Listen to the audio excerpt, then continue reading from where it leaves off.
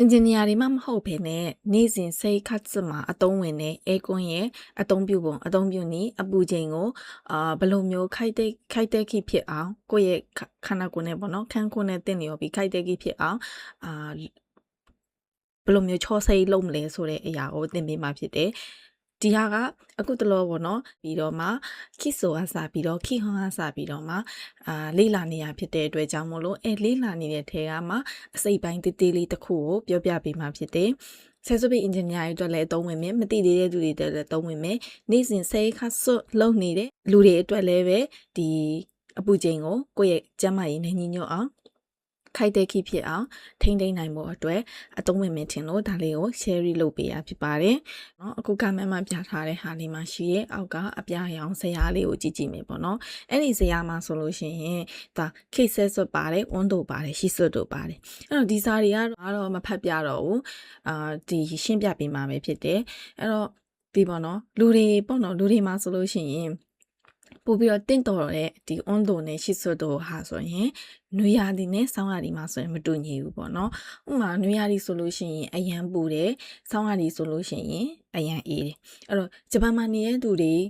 ဟာဆိုလို့ရှိရင်များတော့ပြန်ဟော့ကိုင်းတို့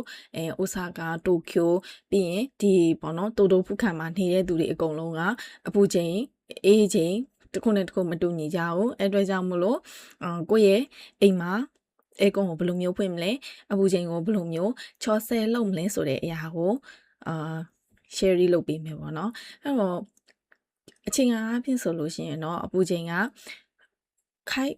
ပေါ့နော်ဒီအိုခုခိုက်ရဲ့အပူချိန်နဲ့အိုခုနိုင်ရဲ့အပူချိန်အခန်းပြင်ရဲ့အပူချိန်နဲ့အခန်းတွင်းရဲ့အပူချိန်ဟာဆိုလို့ရှိရင်နောက်တို့ကွာခြားရမယ်တဲ့ဒါခန်းရဲ့အပြင်ရဲ့အပူချိန်က35ဖြစ်နေတယ်ဆိုလို့ရှိရင်ကိုယ့်ရဲ့အခန်းတွင်းရဲ့အပူချိန်ကလည်း35ဖြစ်နေတယ်ဆိုတော့အရင်အားဆွေးဖြစ်တယ်ပေါ့နော်အဲ့ဆိုအခန်းရဲ့အပူချိန်က35ဖြစ်ပြီးတော့မှကိုယ့်ရဲ့အခန်းတွင်းရဲ့အပူချိန်က28ဒီဂရီလောက်ဖြစ်တယ်ဆိုလို့ရှိရင်ဒါဟာအားလေးကိုပဲကြည့်မယ်ပေါ့နော်ဒီမှာဆိုရင်ခိသက်ဆွရှိတယ်ဒီမှာဆိုရင်温度ရှိတယ်ဒီမှာဆိုလို့ရှိရင်ရှိစွတ်တို့ရှိတယ်ရှိစွတ်တို့ဆိုတာစိုးထိုင်းတာပေါ့နော်ဂျပန်မှာနေတဲ့သူတွေတော်တော်များများကတော့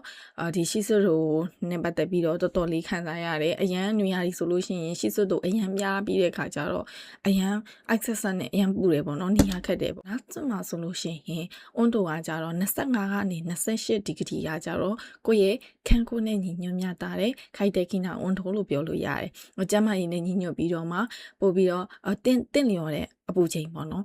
ဒီ28ထက်အရန်ကျော်သွားပြီဆိုလို့ရှိရင်ရန်ပူပြီးတော့မှနေချူရှော့ဖြစ်တာတွေအဲ့လိုပူရှက်တာတွေအမျိုးပေါ့နော်အဲ့လိုမျိုးဖြစ်တတ်တယ်ပေါ့နော်အပူချိန်က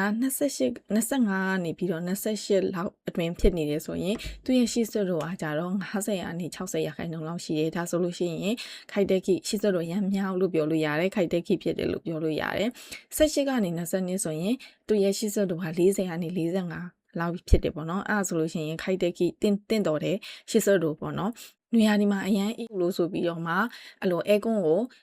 18လောက်16လောက်ဖွင့်နေဆိုလို့ရှိရင်ရှော့ရဲနေဆိုတာကကြတော့ energy ကျွေးတာစွမ်းရည်ကျွေးတာဟာပေါ့နော်အဲ့တော့မီးအားကျွေးတာရမရဘူးပေါ့နော်အဲ့က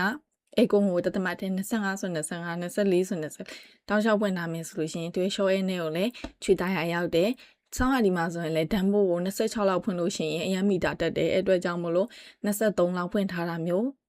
ဖွင့်ထားမယ်ဆိုလို့ရှိရင် short နဲ့ကိုလည်းချွေတာရရောက်တယ်။ဒါကတော့ကိုယ့်ရဲ့အခန်းရဲ့ဟီရိုစာပုံမူတည်ပြီးတော့မှကွဲပြားခြားနားတဲ့အခန်းကအရင်ကျင်းနေတော့တမျိုးပေါ့နော်။အရင်ကျင်းနေရက်နဲ့အရင်ပူနေအောင်ဖွင့်ထားတာမျိုးဆိုရင် short နဲ့ကိုလည်းချွေတာရမရောက်ဘူး။ရှစ်စွတ်တို့ကိုလည်းထိမ့်ပေးရမရောက်ဘူးပေါ့နော်။ကံကွက်တက်ခိနာဖြစ်တဲ့